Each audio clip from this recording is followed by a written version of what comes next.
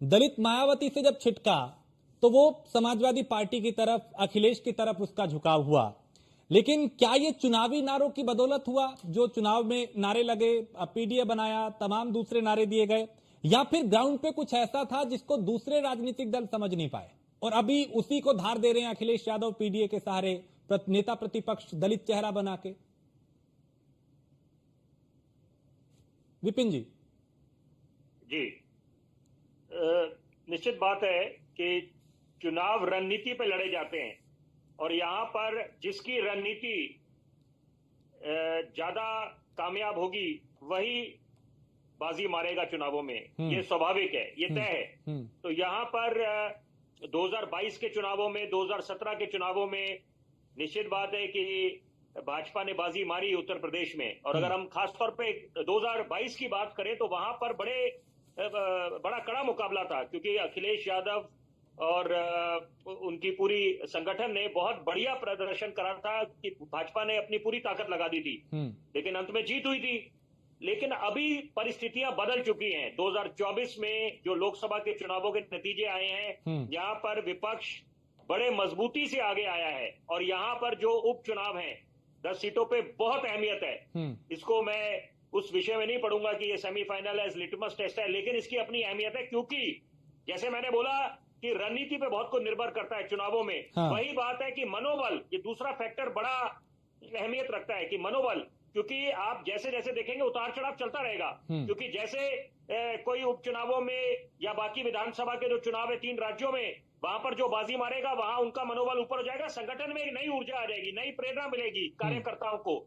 यहाँ पर अभी आप पीडीए की बात कर रहे हैं, मैं उससे इतर जाके एक बात बोलूंगा, और मेरे साथ जितने भी यहाँ पर पैनल में बैठे हैं सारे अपने ज्ञाता हैं, वरिष्ठ हैं और अपने अपने कार्य क्षेत्र में इन्होंने ख्याति प्राप्त करी हुई है। मैं ये विश्वास रखता हूं, ये भी इत्तेफाक रखेंगे कि 2022 का जो चुनाव था एक नया ट्रेंड उभर के आया। जब उत्तर प्रदेश के संदर्भ में अगर बात करें तो वहां के एक वोटर ने, नागरिक ने जाति, समुदाय, धर्म, इससे ऊपर उठ के विकास को अपना बेशकीमती वोट दिया। तो यहाँ पर देखिए वोट बैंक की राजनीति अपनी अलग जगह है कि आपको अपना वोट बैंक साधना पड़ता है।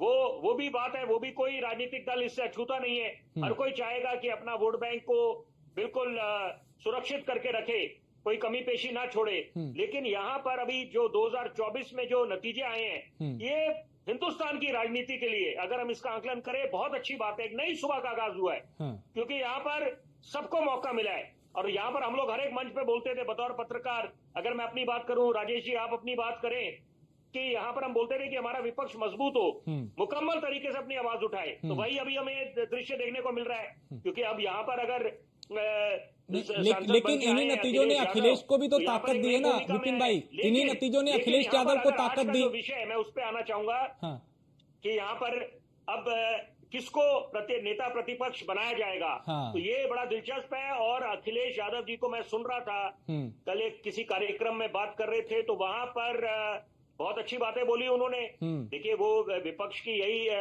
अपेक्षा करी जाती है कि आप बढ़ चढ़ कर अपना स्टैंड रखें आगे। तो वहां पर उन्होंने उनसे जब तमाम विषयों पे बातचीत, उनके प्रतिक्रिया जाननी चाहिए, तो जो निष्कर्ष निकला उनकी बातों से कि यहाँ पर बुलडोजर की बात करी उन्होंने, कि उन्होंने बल्कि इसको बोला कि बुलडोजर कहां से आप इसको जायज ठहरा सकते हैं। तो यहाँ पर अभी विपक्ष एक अलग भूमिका में आपको नजर आ रहा है। और ये जो विधानसभा है वहां पर भी आप देखेंगे कि जो मैं ये भी जानना चाहता हूँ विपिन जी, वही आपको विधानसभा में भी आपको सूरत हाल अलग दिखेंगे। ठीक है विपिन जी, क्या दलित चेहरे को नेता प्रतिपक्ष बना के दलित, मैं बड़ी जरूरी बात चाहूंगा, आवाज आ रही है विपिन भाई आपको? बात बोलने का, क्योंकि समझदार उसको कहते हैं जो अपनी गलतियों से सीखे। और मनोज भाई बैठे हैं, मैं बड़ा सम्मान करता हूं इनका।